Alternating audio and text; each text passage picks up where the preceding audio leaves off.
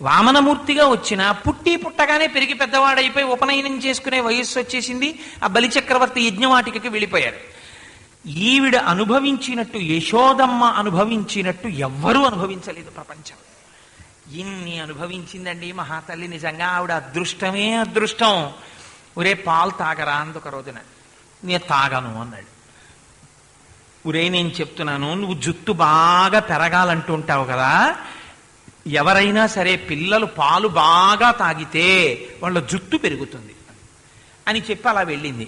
ఆయన బలరాముడికి కూడా ఉంచకుండా పాలన్నీ తాగేసి, అమ్మా నా జుట్టు పెరగలేదే అని జుట్టు పట్టుకుని అమ్మ దగ్గరికి వెళ్ళాడు, యశోద దగ్గరికి.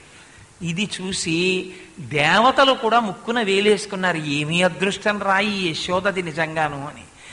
అంతటి ఆనందం అనుభవించింది ఆవిడ. నాకు భాగవతంలో అన్నిటికన్నా నా మనస్సుకి హత్తుకుపోయిన పద్యం, చిన్న పద్యం ఒకటి ఉంటుంది. నాకు ఆ పద్యం అస్తమానం జ్ఞాపకానికి వస్తూ ఉంటుంది. రాత్రివేళ కొడుకుని కూర్చోపెట్టుకుని, పూర్వం బాగా చీకటి పడకముందే పిల్లలకు అన్నం పెట్టేస్తుండేవారు. యశోదమ్మ కూడా పిల్లాడికి వెన్న ముద్దలు పెట్టి ఆ పెరుగుతో కలిపిన అన్నం పెడుతోంది. పెడుతుంటే కృష్ణ పరమాత్మ ఇలా నోరు మూసేసి ఇలా పెడుతుంటే ఇలా ఇలా తిప్పేస్తున్నాడు మూతి. పెట్టింది ఇలా నోరు నొక్కేసి మొత్తానికి నోరు తెరిచో ముద్ద నోట్లో పెడితే అని కూర్చునేవాడు. నవిలేవాడు కాదు, నవ్వులు అని ఇలా కొడితే అనేవాడు, అలా ఊరుకునేవాడు. విసుగు వచ్చేసి ఆవిడికి, అవునులే నేను వెన్న ముద్దలు పెడితే పెరుగు ముద్దలు పెడితే ఎందుకు తింటావు, కాసేపు ఆగిన తర్వాత అమ్మా మాధవ కబలం తల్లి అంటూ ముష్టి వాళ్ళు వస్తారు. నిన్ను తీసుకెళ్ళి వాళ్ళ చేతిలో పెద్ద భిక్షాపాత్ర ఉంటుంది, అందులో పడేస్తాను. వాళ్ళు మూత పెట్టేస్తారు. మూత పెట్టేసి తీసుకెళ్ళిపోతారు. వాళ్ళకి ఇల్లు వాకిలి ఉండవుగా. వాళ్ళు ఊరు బయట పెద్ద చెట్టు కింద కూర్చుంటారు. కూర్చుని రాత్రివేళ మూత తీస్తారు. అప్పుడు నీకు ఆకలేస్తుంది. అప్పుడు అమ్మా ఆకలేస్తుందమ్మా ఏమన్నా పెట్టమ్మా అంటే వాళ్ళు పెడతారా, వాళ్ళే తీసుకొచ్చింది తింటుంటారు. అప్పుడు నీకు అమ్మ విలువ ఏమిటో తెలుస్తుంది. అది ఇలా అనేటప్పటికీ వీధిలో ఎవడో వచ్చి అమ్మా మాధవ కబలం తల్లి అన్నాడు. అనేటప్పటికీ అయ్యో పాపం ఎవరో ఆకలితో ఉన్నాడు కదా అని ఆవిడ కబలాన్ని పట్టుకెళ్ళి వేద్దామని వెడుతోంది.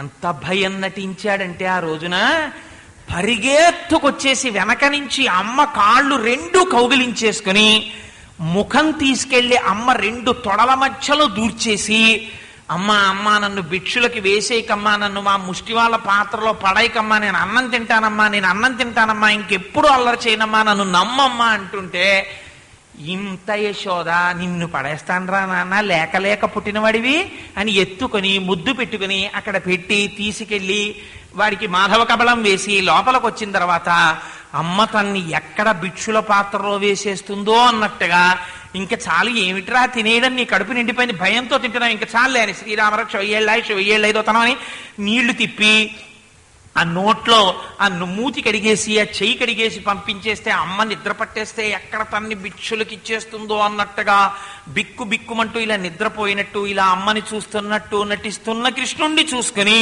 పొంగిపోయింది ఆవిడ. భిక్షులు ఒత్తురు ఏడ్చిన భిక్షాపాత్రమున వేచి బెగడించి నిను శిక్షింతురని చెప్పిన భిక్షులకని తల్లి కనియు భీతిల్లు నృపా. ఆవిడ అంటుంది కుంతీదేవి, ఏం భయం నటించావయ్యా కృష్ణ, నీ భయాన్ని చూస్తే భయానికి భయం వేసిందండి. అంత భయాన్ని నటించాడు మహానుభావుడు. యశోద అనుభవించినటువంటి ఆనందం అనుభవించిన వాళ్ళు ఎవరున్నారండి లోకంలో? ఎంతటి పరమాత్మ!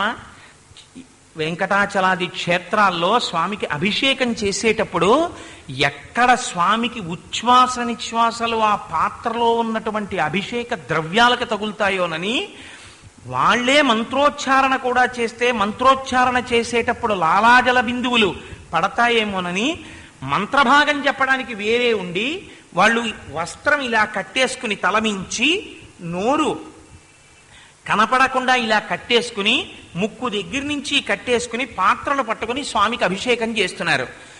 అంతలా అభిషేకం చేయబడేవాడు యజ్ఞభోక్త, యజ్ఞభుక్ యజ్ఞకృత్ యజ్ఞీ యజ్ఞభుక్ యజ్ఞ సాధన యజ్ఞాంతకృత్ యజ్ఞగుహ్యం అన్నమన్నాదయేవచ అని స్తోత్రం చేయబడినటువంటి వాడు.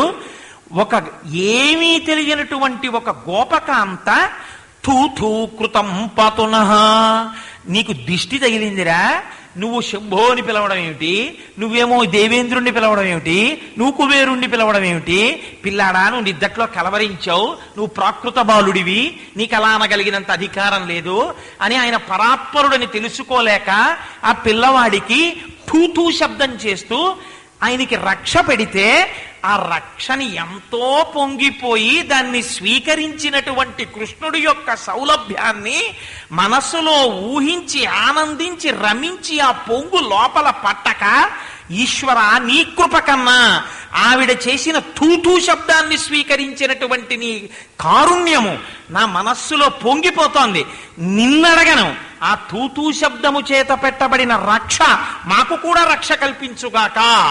ఎంత అదృష్టాన్ని పొందిందయా యశోద.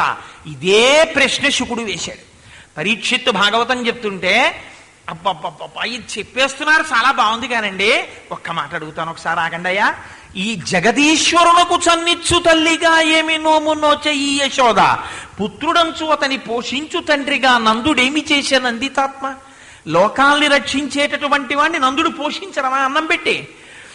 ఆయనేమో కర్ర పట్టుకుని చెప్పులేసుకుని వస్తుంటే అమ్మో నాన్నగారు వస్తున్నారని భయపడిపోయి ఓ గోడ పక్కకి వెళ్ళిపోయి పిల్లిలా వచ్చి, నాన్నగారండి కర్ర ఇలా ఇచ్చేయండి అని కర్ర తీసుకుని నాన్నగారి చెప్పులు తీసి పక్కన పెట్టేసి అమ్మ దగ్గరికి వెళ్ళి ఎంతో నిశ్శబ్దంగా అల్లరి చెయ్యని వాళ్ళ కూర్చుని ఆవిడ స్తన్యంలోంచి స్రవించేటటువంటి పాలు తాగి వికారములు లేనివాడు వికారములు పొందడమా, పెరగడం తరగడమా? ఏమాశ్చర్యం! ఈ పుణ్యం యశోదకి ఎలా వచ్చిందని అడిగారు.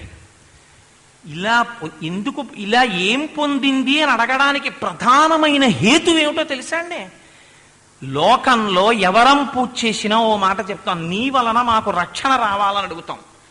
యశోద యొక్క గొప్పతనం ఏమిటంటే ఆవిడ ఎప్పుడూ శ్రీమన్నారాయణుడికి రక్షలు పెట్టింది. భాగవతంలో పూతనా సంహారం జరిగిపోయినప్పుడు పెద్ద శరీరం పడిపోయింది నేల మీద. పడిపోతే దాని మీద పొరలాడుతూ ఆడుకుంటున్నాడు ఏడుస్తున్నట్టుగా నటిస్తూ. నేలంగూలిన మేటి పెన్నురముపై నిర్భీతి క్రీడించునో బాలారమ్మని మూపు చేర్చుకొని సంస్పర్శించి ఆరార్చుతున్ గోలాంగూలము తిప్పి గోరజములం చల్లించి గోమూత్రమున్ చల్లి తద్బాలాంగంబుల గోమయంబలదిరా 12 నామంబులన్. ఆ పూతనా శరీరం మీద పడిపోయిన చిన్ని కృష్ణుణ్ణి తీసుకుని యశోద ఒక ఆవు దగ్గరికి వెళ్ళి ఆవు తోక కృష్ణుడి చుట్టూ తిప్పుతూ గోవిందుడిని కంఠమును రక్షించుగాక, శంకరుడిని శిరస్సు రక్షించుగాక, కేశవుడిని హృదయమును రక్షించుగాక, ఏదో మాధవుడిని పాదములు రక్షించుగాక అని 12 నామాలతో ఆయన నామాలతో ఆయన శరీరానికి రక్ష పెట్టి ఆవు తోక ఆయన చుట్టూ తిప్పి ఆవు పేడ తీసి ఆయన ఒంటికి రాస్తే తానే పూతనా సంహారం చేశానన్న విషయాన్ని బయటికి ప్రకటింపచేయకుండా చాలా శైశవములో ఉన్నటువంటి ఒక పిల్లవాడు అమ్మ చేత రక్షణ పొందుతున్నట్టుగా నటిస్తూ యశోదయందు ఇటువంటి జ్ఞానము ప్రసరించకుండా నిరోధించి యశోద చేత రక్ష పెట్టించుకుని మురిసిపోయి అమ్మ చేతి రక్ష ఎలా ఉంటుందో తను మొట్టమొదటిసారి చూసి పొంగిపోయి అందరికీ రక్షణనిచ్చేవాడు, రక్షణ కోసము పూతనా సంహారము చేసిన వాడు తాను అమ్మ చేత రక్షణ పొందడం అంటే, రక్ష పెట్టించుకోవడం అంటే ఎంత సౌశీల్యం, ఎంత సౌలభ్యమయ్యా కృష్ణానిది. ఇలా ఏ అవతారంలో కనపడింది? అమ్మ చేత ఇన్ని మాటలు రక్ష పెట్టించుకున్నావా? ఏమిటి ఆవిడ అదృష్టం యశోదది. ఇది లీలాశుకుడి యొక్క ఆర్తి కూడా. తూతూ కృతం పాతునః, అది మమ్మల్ని రక్షించాలి. దానికి ఒక్కటే కారణం. పూర్వకాలంలో వసువులయందు ఒక మహానుభావుడు ఉండేవాడు. ఆయన పేరు ద్రోణుడు, ఆయన భార్య పేరు ధర. ఈ ధరాద్రోణులిద్దరిని బ్రహ్మగారు పిలిచి ఇప్పుడు కంస సంహారం